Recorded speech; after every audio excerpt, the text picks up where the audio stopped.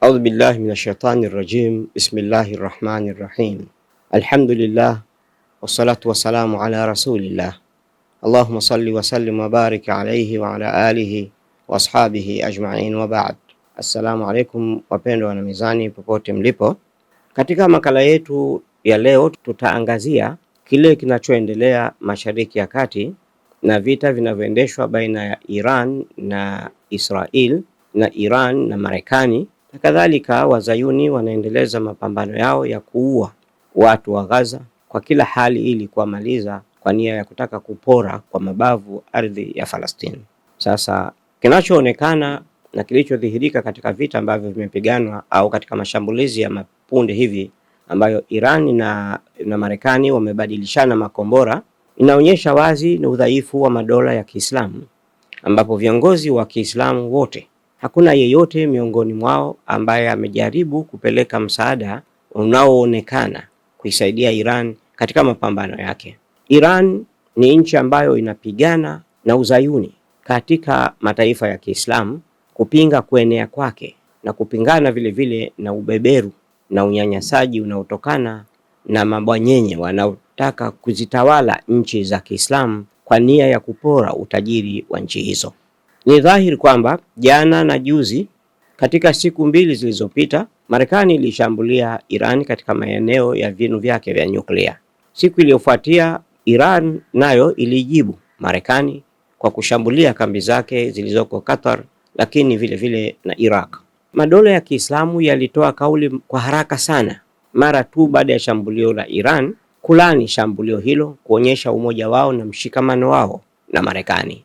Kwa hali hii, ni dhahiri kwamba hakuna nchi yoyote katika nchi za Kiarabu zinazozunguka katika Ghuba ya Uajemi au bara Arabu pale ambayo iko pamoja na Waislamu wenzao, bali nchi zote ziko chini ya Marekani, zinaendeshwa na Marekani na zinaamini kuwa uwepo wa majeshi na kambi za kijeshi katika nchi zao ndio usalama wa utawala wao. Kwa hiyo hakuna nchi yoyote pale ambayo inaweza kusimamia kama dola ya Kiislamu kusimamia Uislamu, na ndio maana swala la Falastini imekuwa aliyejitolea kwa ajili ya swala hilo ni Iran peke yake, wakati wa nchi zingine zote za Kiislamu zimekaa kimya. Mtakumbuka nyote kwamba hivi karibuni Donald Trump alitembelea Saudi Arabia ambapo alipata trilioni 1 ya dola katika uwekezaji wa kukuza uchumi wa Marekani. Halikadhalika akapata kama trilioni 300 pale Qatar na akapewa ndege mpya yenye thamani ya dola milioni 400 na akaenda pia huko Imarati akapewa pesa chungu mzima. Katika kipindi hicho hicho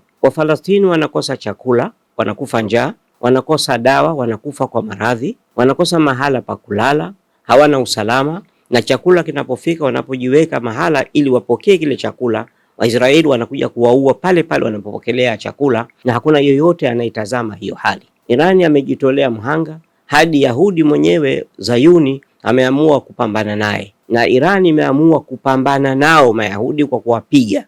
Hakuna taifa lolote la Kiislamu lililoamua kusimama dhahiri na kutangaza kuiunga mkono Iran isipokuwa kwa maneno, sio kwa vitendo. Kwa hiyo tunajaribu kutazama jambo hili linakwenda wapi na hali itakuwaje endapo Iran itaanguka katika makusudio walionayo wa Marekani na nchi za Ulaya kutaka kuangusha utawala wa Kiislamu kwa Iran.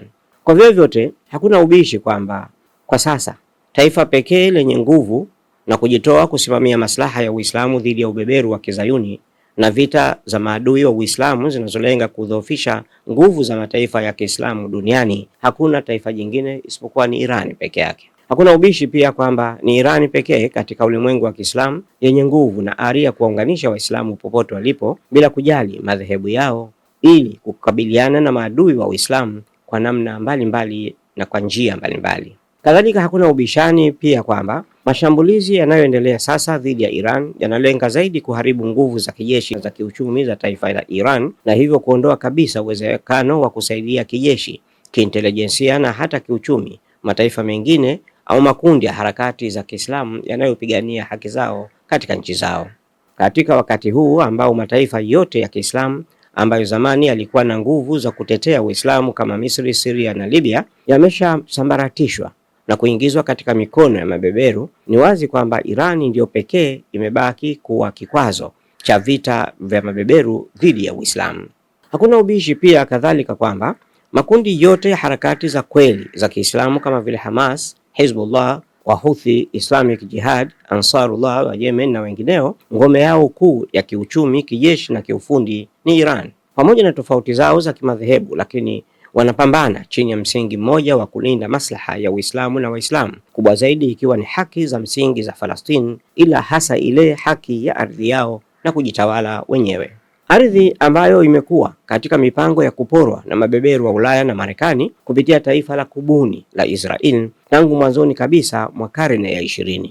Iran sasa hivi inatazamwa na mabeberu kama mfano wa dola ya zamani ya Ottoman Empire ya Uturuki ambayo ilitawala eneo kubwa la dunia kwa karne 6 na kusababisha Uislamu kuenea karibia nusu ya dunia. Kwa sasa Iran inapitia katika kipindi kigumu cha mashambulio na mashambulizi ya mabeberu ambayo sio tu yanalenga kumaliza kabisa nguvu zake za kijeshi, lakini zaidi kuangusha utawala wa Kiislamu wa nchi hiyo na hivyo kuhujumu mapinduzi ya Kiislamu ya mwaka 1979.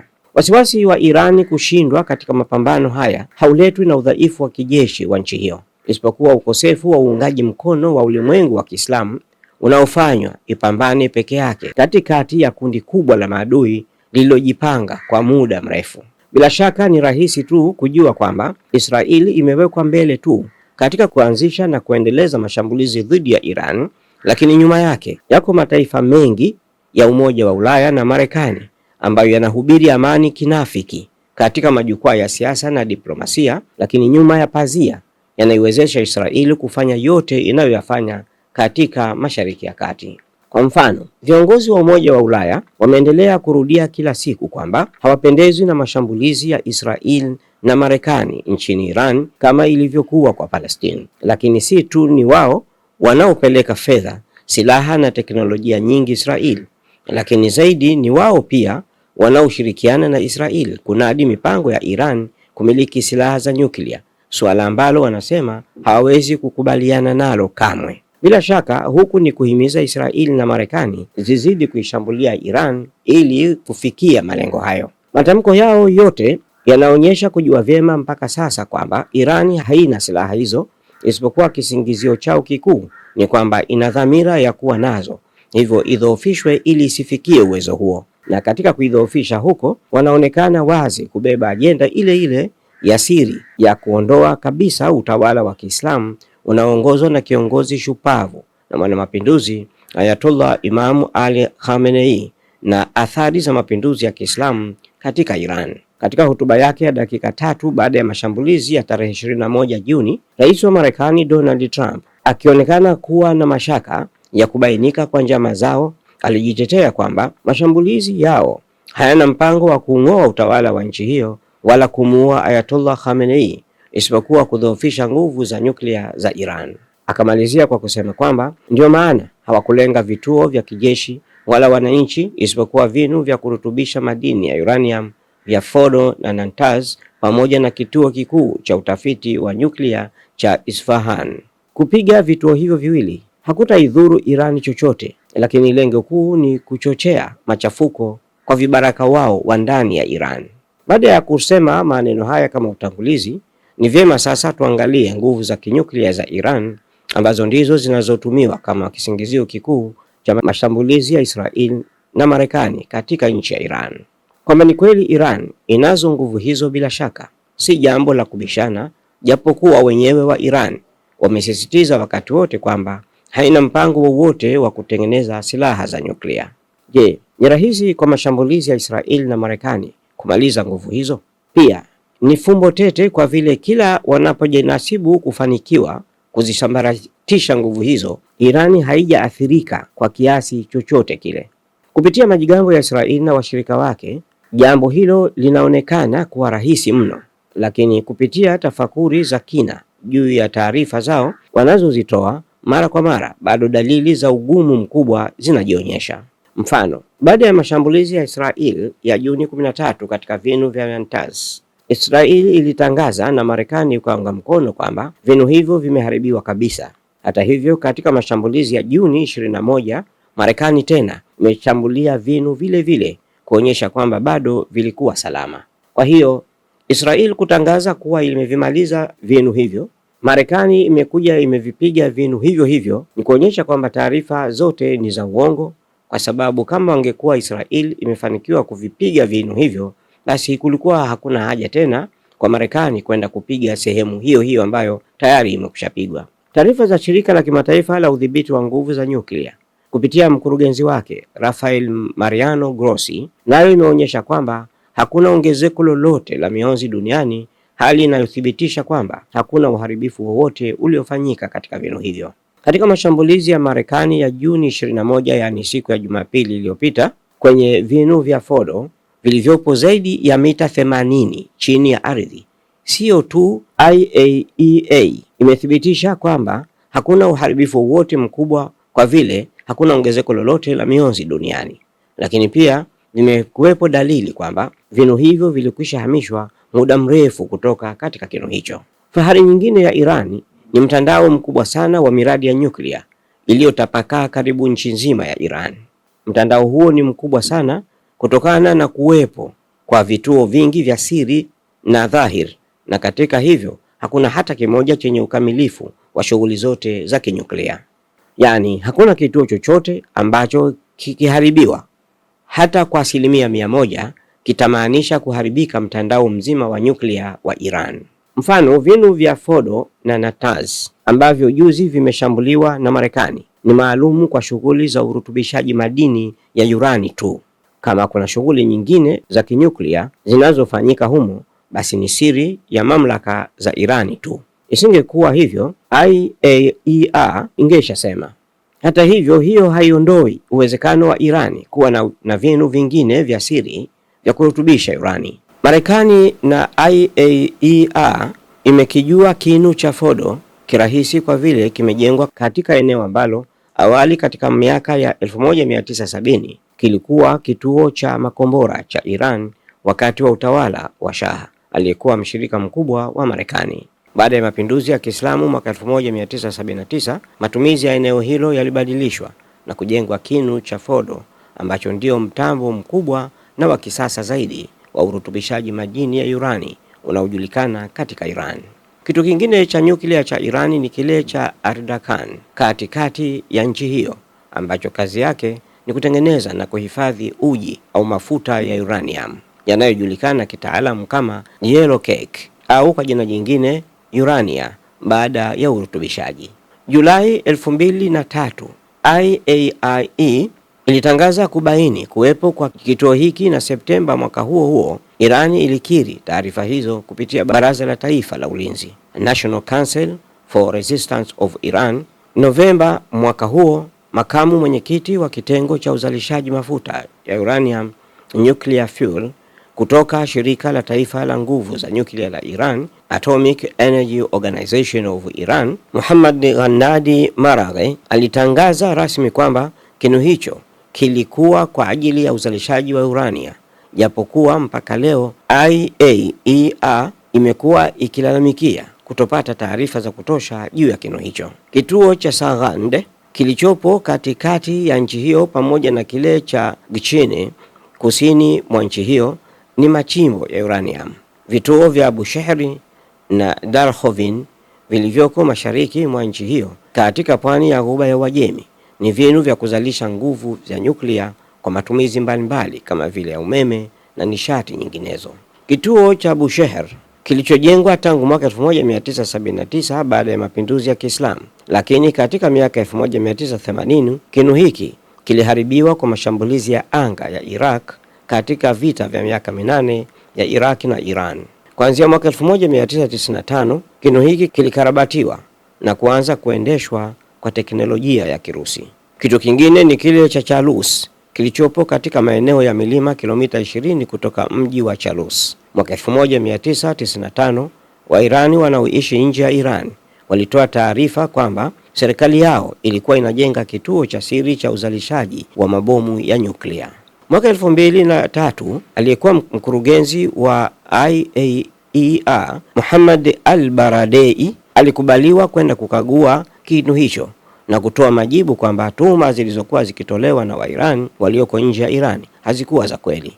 Hakukuwepo dalili zozote za uwezo wa kutengeneza silaha katika kinu hicho. Kituo cha Anarak kilichopo kusini mwa nchi hiyo kinatumiwa kuhifadhia mabaki ya uranium baada ya baadhi ya shughuli kukamilika. Vituo vya Bonab na Karaj vilivyopo kusini na kaskazini mwa nchi hiyo vinadaiwa kushughulikiwa zaidi tafiti za nguvu za nyuklia kwa matumizi ya kilimo.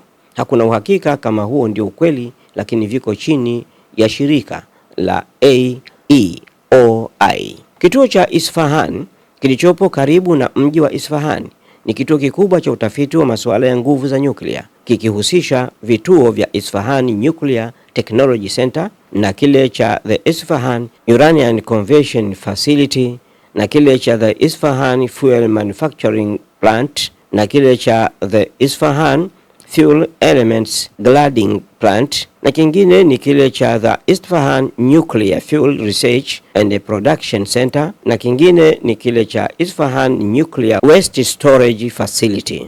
Kuanzia Julai 2022, Iran ilitangaza mpango wa kujenga kinu kingine cha utafiti wa milipuko ya nyuklia katika Isfahan. Mwaka 2008, kituo cha Isfahan ambacho juzi kilishambuliwa kwa makombora na Marekani kutokea katika meli ya Tomahawk katika Bahari Nyeusi kilifungiwa na IAEA kwa kushukiwa kwamba ndicho hasa kilikuwa kikitumiwa na Iran kutengeneza mabomu ya nyuklia. Kituo cha Arak kilichoko kaskazini magharibi mwa nchi hiyo na kile cha Tehran Research Center kilichoko jirani na jiji la Tehran ndio kikubwa zaidi kwa masuala ya tafiti mbalimbali za uzalishaji madawa, mionzi, nishati pamoja na uzalishaji wa madini pacha isotopes na za uranium kama vile polonium na plutonium ambayo yanaweza kuzalisha kirahisi zaidi mabomu ya nyuklia, tena kwa gharama nafuu kuliko uranium yenyewe. Vituo hivyo tulivyovitaja ni baadhi tu ya vituo vingine vingi vya mtandao wa kinyuklia vinavyomilikiwa na serikali ya Iran ndani ya nchi hiyo. Pamoja na vituo hivi vinavyojulikana wazi, upo uwezekano wa kuwepo kwa vituo vingine vingi vya siri ambavyo Iran hukiri kuwa navyo pale tu taarifa zake zinapoibuliwa na mashirika mbalimbali kwa teknolojia za uchunguzi au kwa msaada wa Wairani wenyewe wanaoisaliti nchi yao na ambao hujulikana kama wanafiki na wapinzani wa mapinduzi ya Kiislamu. Hayo ndio maelezo kwa uchache yanayohusiana na miradi ya nyuklia ya Iran. Kwa hiyo Marekani na Israel kupiga ama kushambulia vituo vitatu kwa wakati mmoja katika vituo chungu mzima vinavyojulikana na ambavyo havijulikani hakuwezi kuitikisa Iran katika miradi yake ya nyuklia. Lakini kubwa kuliko yote ni yale aliyosema Said Ali Khamenei mwenyewe kwamba Irani ni taifa huru, haliwezi kunyenyekea kwa mtu yoyote au kwa taifa lolote, na hakuna mtu yeyote ambaye ana uwezo wa kuamlia wa Irani nini wafanye na nini wasifanye, na kwamba yoyote atakayejaribu kuishambulia Iran ni lazima apate majibu yake kwa wakati huo huo, na tena majibu ambayo yatakuwa ni ya kutosha, yatakayomfanya adui aliyefanya hivyo kujutia. Kwa hiyo haya ndio mambo ambayo yanawasumbua watu wa magharibi kuhusu Irani, hususan Marekani, kwamba Irani itakapomiliki silaha za nyuklia itakuwa ni taifa kubwa baada ya kumiliki silaha na makombora ya kutosha, ikiwa ni moja katika nchi kubwa duniani katika uzalishaji wa makombora na ndege za kisasa za kuendesha vita kama drones. Basi itakapokuwa imemiliki tayari na nyuklia, basi hakuna mtu yoyote ambaye anaweza kuwachezea au kuwatikisa wa Iran, na Iran itakuwa ni taifa ambalo litayashawishi mataifa mengine ya Kiislamu katika Ghuba ya Uajemi na bara Arabu nzima kuachana na unyonyaji wa mabeberu wa Marekani na nchi za Ulaya na kudhoofisha hali ya Uislamu na utaratibu wake, ili kuingiza utaratibu wa kimagharibi kwa ajili ya kuchafua na kunajisi hali ya utamaduni wa Kiislamu ambayo inaondoka taratibu katika mataifa ya Kiislamu kutokana na uingiliaji wa mataifa ya kigeni kutoka nchi za magharibi. Tuzidi kumwomba Mwenyezi Mungu ajalie kwamba Irani awe ni mshindi wakati wote katika vita vyake na Israeli na Marekani, na nyuma yao wakiwa nchi zote za magharibi, Tumuombe Mwenyezi Mungu ajalie amani ipatikane na waweze kuwa na utulivu katika nchi yao, bali kuwe na utulivu katika eneo lote la Mashariki ya Kati, na waamshe viongozi wa Uislamu na wa mataifa ya Kiislamu watoke kwenye usingizi na ughafilifu, waache kuabudu wa Marekani na kuwasujudia, bali wamwabudu Mwenyezi Mungu mmoja peke yake aliyewajalia kuwapa mali ambazo zitawafanya wao kuwa watukufu duniani. Badala yake wanachukua mali zao zote wanawapelekea wa Marekani, na alafu wao hao ndio wanakwenda kuwasujudia watu ambao wao walitakiwa waje wawatumikishe kufanya kazi katika nchi zao. Muammar al-Gaddafi ambaye amekufa, Mwenyezi Mungu amrehemu, shahidi huyu alikuwa akiwatumia wazungu kutoka Ulaya, Italia na sehemu nyingine kuwafanya kuwa ni wachimba mitaro katika Libya, wakati inapokuwa ni wakati wa kujenga barabara. Wanaajiri wazungu wanakuja kuchimba mitaro kwa mikono yao, wanalipwa kwamba hiyo ni kazi ambayo wa Libya wamekwisha pita, kwa sababu Mungu kawapa mali na alijaliwa kuwagawia kila Mlibya kupata chakula, kupata mahitaji ya kibinadamu kwa fedha ambazo Libya Mungu alijalia. Ni aibu kubwa kwa Waarabu kuona hadi leo wanaonyenyekea wa Marekani, ambao Marekani inaenda kuomba msaada wa kupata pesa kutoka kwa Waarabu na Waarabu wananyenyekea Marekani. Hilo ndio jambo ambalo limewafanya Waarabu kuwa wakitumiwa kuunda makundi na kusomesha watu ambao wanaenda katika mataifa mbalimbali kuleta migogoro baina ya Waislamu, kukuta Waislamu kwa Waislamu wanagombana, wanachinjana kutokana na fitina ya watu hawa. Tumuombe Mwenyezi Mungu ajalie kwa sayari yetu hii ya dunia iwe ni mahala salama kwetu sote binadamu, na ajalie kila nchi iwe na utulivu na heshima ya kuheshimu mipaka na utawala wa kila nchi uimarike, na hususan watu wa Falastini wajaliwe kupata ardhi yao na nchi yao, na Mayahudi pamoja na walio nyuma yao washindwe, ili ardhi ya Falastini ipatikane na ukombozi wa Baitul Muqaddas upatikane kwa haraka leo kabla ya kesho. Wassalamu alaikum warahmatullahi wabarakatuh. Usisahau kulike, kushare, kucomment na kusubscribe Mizani Online TV ili uendelee kupata mfululizo wa vipindi vijavyo.